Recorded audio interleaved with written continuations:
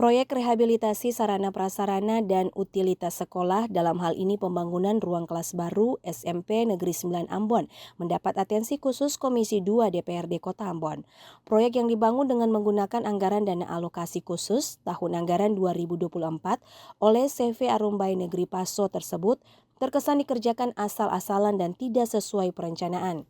Ketua Komisi 2 DPRD Kota Ambon, Nathan Palonda, yang ditemui saat melakukan kunjungan lapangan di SMP Negeri 9 Ambon mengaku prihatin dengan kondisi proyek pembangunan ruang kelas baru yang dinilai tidak terencana dengan baik. Komisi 2 DPRD Kota Ambon akan mendesak pemerintah kota, dalam hal ini Dinas Pendidikan Kota Ambon, untuk mengambil langkah strategis guna mengatasi persoalan tersebut. Oleh karena itu, langkah yang kita akan tempuh adalah mendorong dan mendesak pemerintah kota, dalam hal ini Dinas Pendidikan, untuk mengambil langkah-langkah strategis dalam rangka perbaikan dan bahkan pengadaan kebutuhan sekolah di sini, termasuk pengisian guru-guru yang masih sangat kurang atau kebutuhan guru yang ada di sini. On the spot yang dilakukan Komisi 2 DPRD Kota Ambon ke SMP Negeri 9 Ambon terkesan mendadak setelah menerima laporan dari Komite SMP Negeri 9 Ambon dalam rapat dengar pendapat yang berlangsung pada Selasa 15 Juli 2025.